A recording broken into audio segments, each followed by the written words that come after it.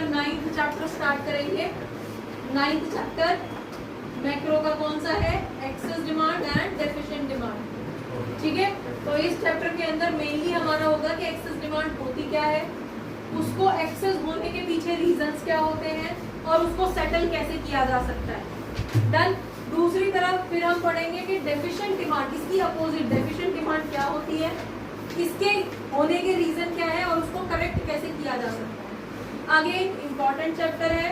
कई बार यूजुअली आपसे क्वेश्चन पूछ लिया जाता है कि इकोनॉमी में डेफिशिएंट डिमांड है तो उसको करेक्ट कैसे किया जा सकता है, ग्राफ की हेल्प से बताइए। 5 से 6 नंबर का क्वेश्चन अगेन।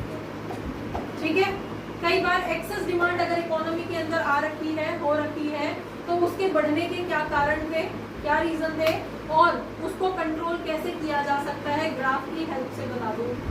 तो इस तरह के 2 क्वेश्चन यूजुअली यहाँ से बन के आते हैं। डन। एमसीक्यू में आपसे पूछ लिया जाता है कि यहाँ पे जो एक्सेस सप्लाई है इसमें इन्फ्लेशनरी गैप या डिफ्लेशनरी गैप क्या होते हैं, या इन दोनों लाइनों के बीच में जो गैप है उस गैप का नाम क्या होता है, एमसीक्यू की फॉर्म में पूछ लिया जाता है। तो इस तरह के क्वेश्चंस आपके इस चैप्टर से बन के आते हैं। क्लियर हो गया? इसलिए ये चैप्टर आपका इम्पोर्टेंट है। तो अब हम यहाँ पे इसको स्टार्ट कर लेते हैं। पहले हम पढ़ रहे हैं एक्सेस डिमांड। तो एक्सेस डिमांड होती क्या है ये आपको बताना है। आ रहा नहीं? चलिए, एक्सेस डिमांड होती क्या है, एक्सेस डिमांड का मीनिंग क्या है, इससे पहले तुमने एग्रीगेट डिमांड पढ़ी है।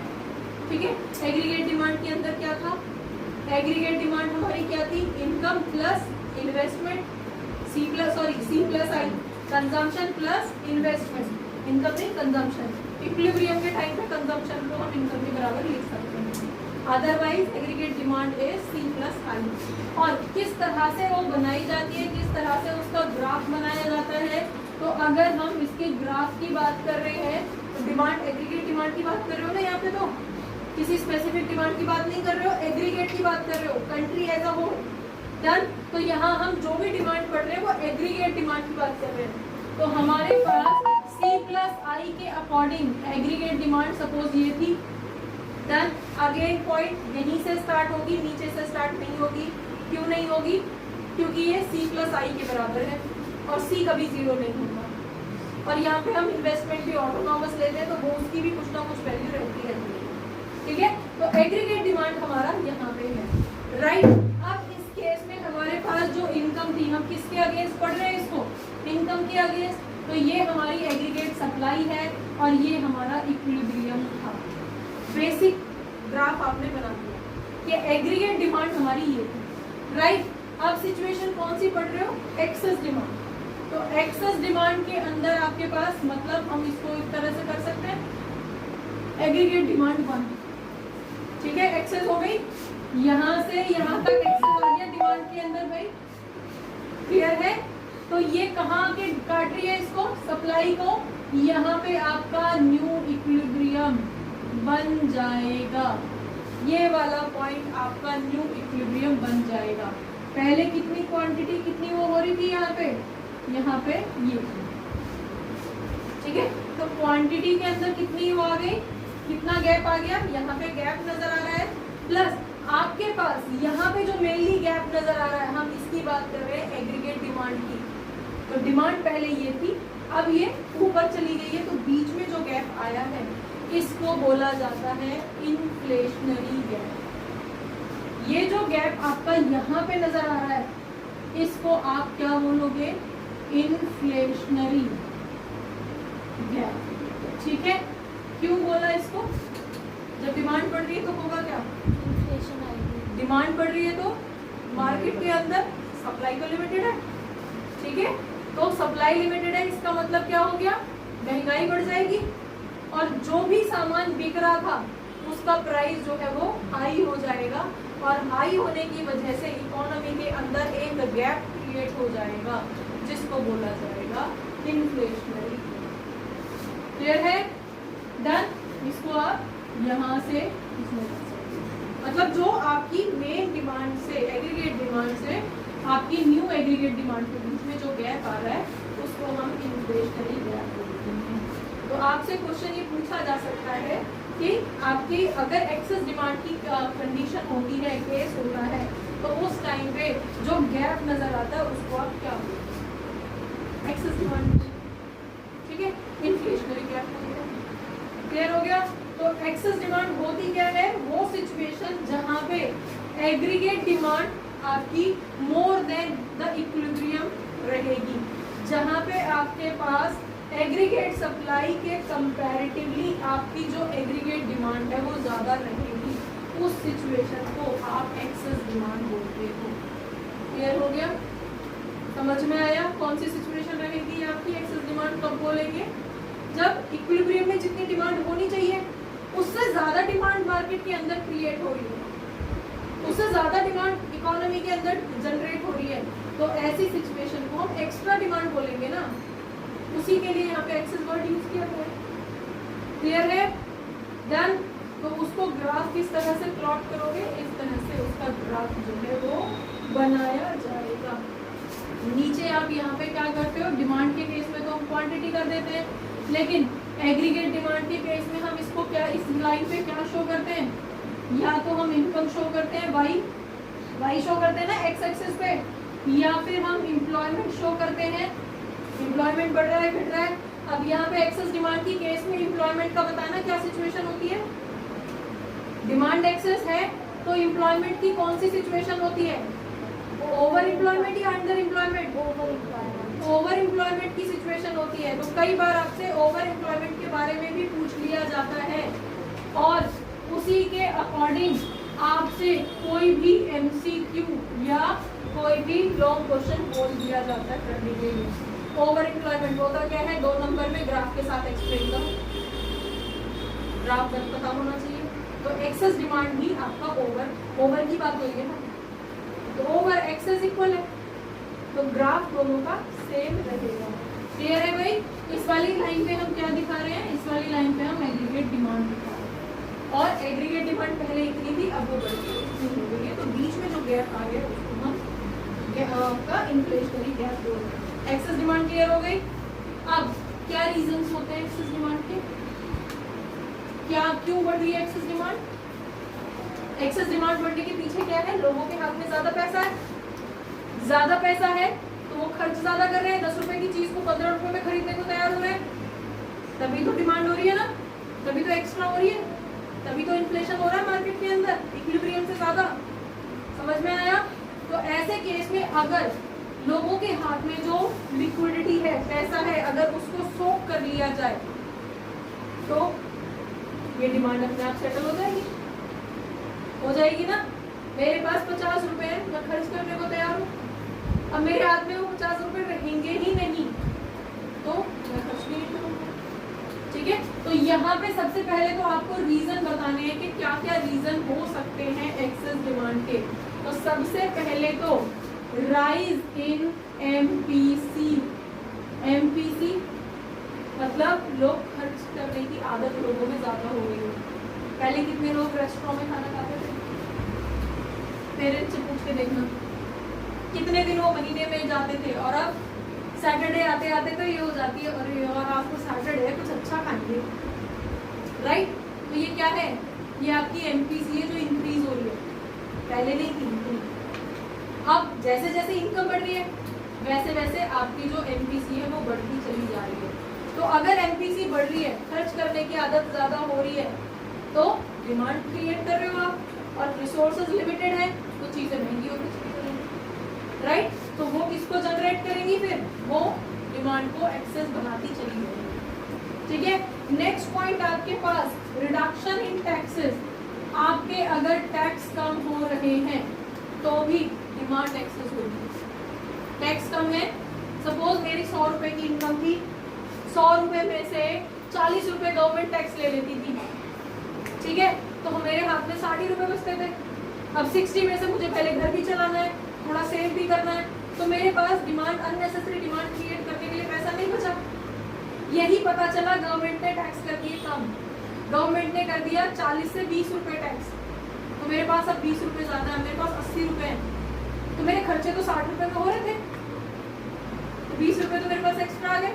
अब तो मैं आ जाओ, चलो आज तो पार्टी करेंगे, राइट। या चलो एक टीवी खरीद लेते हैं, या जब एक्स्ट्रा पैसा है तो कहीं ना कहीं तो इन्वेस्ट करोगे उसको, कहीं तो खर्च करोगे, तो कहीं भी खर्च करोगे तो मार्केट में तो घूमेगा ना वो पैसा, और अगर मार्केट में घूमेगा तो कहीं ना कहीं डिमांड को बढ़ाएगा, किसी भी सेंस में डिमांड बढ़ेगी।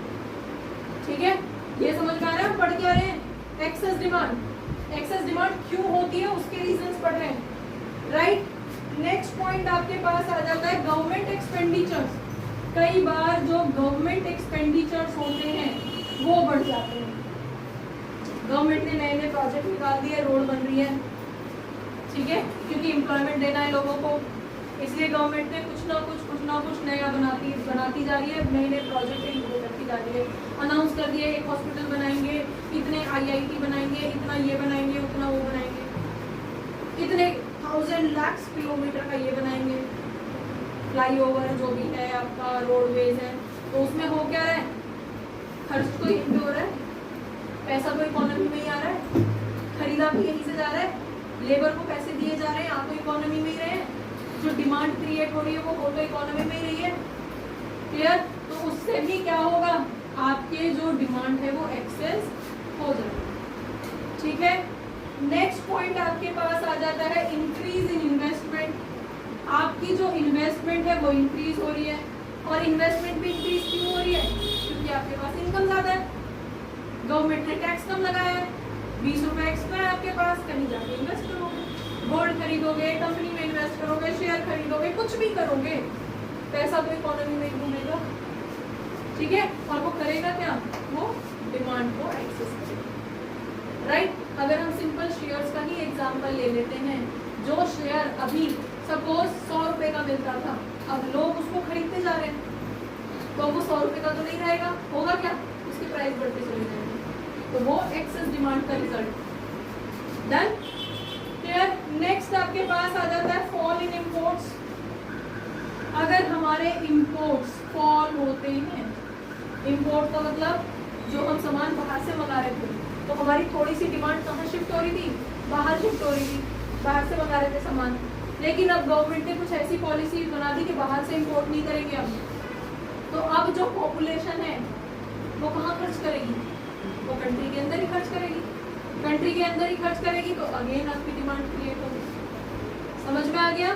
तो अगर इंपोर्ट में फॉल हो रहा है तो भी आपकी डिमांड क्रिएट होगी, डिमांड एक्सेस होगी। ठीक है, नेक्स्ट पॉइंट आपके पास आता है राइज इन एक्सपोर्ट। एक्सपोर्ट बढ़ गए हैं, मतलब अभी तक हमारी कंट्री के अंदर हमारी कंट्री की डिमांड को सेटल कर रहे थे हम, लेकिन अभी पता चला कि बाहर भी भेजना है, तो डिमांड का प्रेशर बढ़ गया। डिमांड बढ़ रहा है मतलब कंट्री से तो हो ही है, डोमेस्टिक डिमांड तो जनरेट हो ही है, बाहर से भी डिमांड जनरेट हो रही है, तो सामान तो यहीं से जाएगा। मैंगो, आप यहाँ पे कितने वैरायटी के मैंगो है हमारे पास, और कितनी वैरायटी के हम खाते हैं? कितनी वैरायटी के मैंगो आपने देखे? ऑलमोस्ट 300 वैरायटी होती है मैंगो की, लेकिन हम कितने जानते हैं? एक ये सफेदा है, एक ये दशहरी है, एक ये लंगड़ा है, एक ये वो है, 4-5 बस। ठीक है, कहाँ जा रहा है वो? क्योंकि डिमांड बाहर से आ रही है, बाहर जा रहा है, तो यहीं से तो निकल के जा रहा है, इसीलिए तो महंगा है, राइट। इसीलिए तो यहाँ महंगा है, क्योंकि उसकी डिमांड एक्सेस है। क्लियर? तो इन वजहों से भी आपकी डिमांड जो है एक्सेस होती है मार्केट के अंदर। And next point is deficit financing. तो डेफिसिट फाइनेंसिंग का मतलब क्या होता है? ये जब आप बजट वाला चैप्टर करोगे तो आपको बहुत डिटेल में पढ़ने को मिलेगा। अभी सिर्फ ये समझ लो कि आरबीआई ने कुछ मनी सप्लाई मार्केट के अंदर डाली हुई थी, है मार्केट के अंदर पैसा। अब कुछ रिक्वायरमेंट ऐसी आई कि आरबीआई को और नए नोट प्रिंट करने पड़े, तो मार्केट में सपोज 1000 करोड़ तो पहले से ही घूम रहा है ना, सप्लाई हो रही है। अब आरबीआई ने और 200 करोड़ बना दिए, तो अब मार्केट के अंदर कितना पैसा घूमेगा? 1200 करोड़। इन 200 करोड़ की जरूरत नहीं थी, लेकिन फिर भी कुछ ऐसी रिक्वायरमेंट आई कि उसे प्रिंट करना पड़ा। ठीक है, तो कभी भी जब गवर्नमेंट के ऊपर कोई लोन होता है, कोई बर्डन होता है, तो उसके लिए, उसको चुकाने के लिए, उसको पे ऑफ करने के लिए जब आरबीआई को नए नोट प्रिंट करने पड़ते हैं तो उसको डेफिसिट फाइनेंसिंग कहते हैं। तो इसके अंदर भी नए नोट प्रिंट हो रहे हैं और मार्केट में घूमेंगे, और मार्केट में अगर घूमेंगे तो वो डिमांड बढ़ाएंगे, फ्री में तो घूमेंगे नहीं। ऐसा तो है नहीं कि मैं तुझे 100 रुपये दे रही हूँ तो उसको 500 दे रहा है, वो उसको उतना दे रहा है, ऐसा तो घूमेंगे नहीं, किसी ना किसी काम से घूम रहे हैं। ठीक है, तो ये कुछ रीजंस होते हैं जो मार्केट के अंदर डिमांड को एक्सेस करते हैं, और एक्सेस डिमांड मार्केट के लिए हार्मफुल है। और हार्मफुल होने का मतलब क्या है कि ये मार्केट के अंदर इन्फ्लेशन ला देती है। समझ में आ गया? अब नेक्स्ट पॉइंट आपके पास, ये तो रीजंस थे, अब नेक्स्ट आ जाता है हाउ टू करेक्ट इट। कैसे करेक्ट करोगे? अगर मार्केट के अंदर इन्फ्लेशन है भी तो कौन करेक्ट करता है इसको? आरबीआई। क्योंकि इससे पहले जब बैंकिंग वाला चैप्टर आपने पढ़ा था तो आपने पढ़ा था कि आरबीआई वहीं बैठे बैठे कुछ रेट्स में चेंज कर देता है और पूरी इकोनॉमी की लिक्विडिटी कंट्रोल हो जाती है। ठीक है, गवर्नमेंट वहीं से कुछ अपने टैक्स रेट्स के अंदर कुछ चेंजेस करती है और वहीं से लिक्विडिटी कंट्रोल हो जाती है। ठीक है, तो जो जो रीजंस थे उनको अपोजिट कर दो। ठीक है, तो आपकी ये जो एक्सेस डिमांड है वो कंट्रोल हो जाएगी।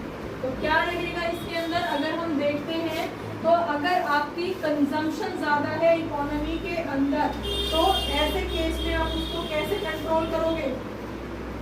हाँ जी, कैसे कंट्रोल करोगे? अगर एमपीसी ज्यादा है, मार्केट में अगर खर्चे ज्यादा हो रहे हैं तो कोशिश करो कि एमपीसी को डाउन करो किसी भी तरह से। और ये कैसे करोगे? आरबीआई वहां से कुछ रूल्स के अंदर चेंजेस करेगा, कुछ रेट्स बढ़ा देगा, कुछ इंटरेस्ट रेट बढ़ा देगा, कुछ लोन के रेट बढ़ा देगा, कुछ बैंकों के ऊपर सीआरआर एसएलआर कुछ कुछ कर देगा। पता चला यहाँ पे अब लोगों के पास पैसा ही नहीं पहुँच रहा है, लोन नहीं मिल रहा है। अब जब लोन नहीं मिलेगा तो खर्च कहाँ से करेंगे बेचारे? समझ में आ गया? तो इसका एक सोल्यूशन क्या है कि आप एमपीसी को हटा दो। ठीक है, दूसरी तरफ टैक्सेस क्या है? अभी क्योंकि हमारे पास 80 रुपए थे तो हम खर्च कर पा रहे थे, अब पता चला गवर्नमेंट क्या करेगी? गवर्नमेंट टैक्सेस को बढ़ा देगी। करो खर्च कहाँ से करोगे? ठीक है, जो पैसा मार्केट में घूम के डिस्टर्ब कर रहा था मार्केट को, वो पैसा अब कहाँ रूट हो जाएगा? गवर्नमेंट की तरफ हो जाएगा और मार्केट को डिस्टर्ब नहीं कर पाएगा, और हमारी जो इकोनॉमी थी वो वापस से नॉर्मल हो जाएगी, इक्विलिब्रियम में आ जाएगी। ये जो एक्सेस डिमांड थी वो वापस आपके इक्विलिब्रियम पे आ जाएगी। डन। नेक्स्ट, गवर्नमेंट के खर्चे, जो गवर्नमेंट ने न्यू प्रोजेक्ट्स लगा रखे थे, गवर्नमेंट एक्सपेंडिचर कर रही थी, अब गवर्नमेंट को नजर आ रहा है भाई खर्चे ज्यादा हो रहे हैं, डिमांड ज्यादा हो रही है, मार्केट के अंदर इन्फ्लेशन आ रहा है। ठीक है, जो गरीब जनता है वो तो मर जाएगी, खाना नहीं मिलेगा उसको, डिमांड इतनी बढ़ रही है। ठीक है, महंगाई इतनी बढ़ रही है, तो ऐसे केस में गवर्नमेंट कुछ टाइम के लिए उन खर्चों को बंद कर देगी। समझ में आ गया? वो खर्चे रोक देगी। तो जब खर्चे रुक जाएंगे तो डिमांड क्रिएट होनी रुक जाएगी और डिमांड धीरे धीरे सेटल हो जाएगी। ठीक है, नेक्स्ट पॉइंट आपके पास, इन्वेस्टमेंट को भी डिक्रीज कर दिया जाएगा। जो हम लोग इन्वेस्ट कर रहे हैं उसको भी, क्योंकि जब आपको लोन ही नहीं मिलेगा, आपको गाड़ी खरीदनी है, आपको नई मशीनरी खरीदनी है, जो भी खरीदनी है, उसके लिए अगर आपको लोन ही नहीं मिलेगा या महंगा हो जाएगा तो आप क्या करोगे? आप वेट करोगे कि अरे 2-4 महीने रुक जाते हैं, थोड़ा नॉर्मल हो जाएगा तब ले लेंगे लोन, तब सस्ता मिल जाएगा।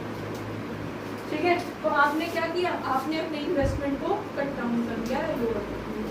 Next, import. आप इंपोर्ट को क्या करोगे? बढ़ा दो, इंपोर्ट बढ़ा दो, तो जो डिमांड पूरी इसी कंट्री के पे प्रेशराइज कर रही थी वो डाइवर्ट हो जाएगी दूसरी कंट्री में, आप वहां से मंगाना शुरू करोगे, तो डोमेस्टिक डिमांड जो थी वो कम हो जाएगी, और अगर कम हो जाएगी तो डिमांड डाउन हो जाएगी, जो इन्फ्लेशन है वो डाउन हो जाएगी। Next, export. एक्सपोर्ट को क्या करोगे? डिक्रीज। जो बाहर जा रहा है हमारे यहाँ से बन के, उसको आप डिक्रीज कर दो। ठीक है, एक्सपोर्ट मत करो, जो सामान बाहर जा रहा है उसको कंट्री के अंदर ही करो, और जब किसी भी चीज की सप्लाई बढ़ेगी तो वो सस्ता होगा। ठीक है, आम महंगा है, लेकिन जब वो बाहर जाना बंद हो जाएगा तो फार्मर्स उसको अपने पास रख के सड़ाएंगे थोड़ी, फिर क्या होगा? सप्लाई बढ़ा देंगे, सस्ता हो जाएगा। सस्ता होने का मतलब है नॉर्मल हो जाएगा। नेक्स्ट, ये डेफिसिट फाइनेंसिंग वगैरह जो है जब रिक्वायरमेंट होती है तो ये करनी पड़ती है, जानबूझ के आरबीआई ऐसा नहीं करती, लेकिन कई बार ऐसी सिचुएशन में कंट्री होती है कि आरबीआई को नए नोट प्रिंट करने पड़ते हैं, तो अगर उनको नहीं किया जाए तो भी डिमांड आपकी कंट्रोल में रहेगी। तो ये था आपका एक्सेस डिमांड। उसको बढ़ाने के रीजंस क्या है, किन किन वजहों से वो बढ़ जाती है और किस किस तरह से उनको करेक्ट किया जा सकता है। आगे बोल रही हूँ, इम्पोर्टेंट क्वेश्चन है, एग्जाम के अंदर यूजुअली आ सकते हैं। ठीक है, समझ में आ गया? चलो बच्चों, होपफुली बहुत सारे डाउट्स इस क्लास से रिलेटेड, इस टॉपिक से रिलेटेड आपके क्लियर हुए होंगे इस क्लास को देखने के बाद में। अगर रियली आपके कुछ डाउट्स, आपको ये क्लास अच्छी लगी है तो आप इसको लाइक करिए, सब्सक्राइब करिए और अपने फ्रेंड्स के साथ शेयर करिए। Thank you for watching. Keep watching.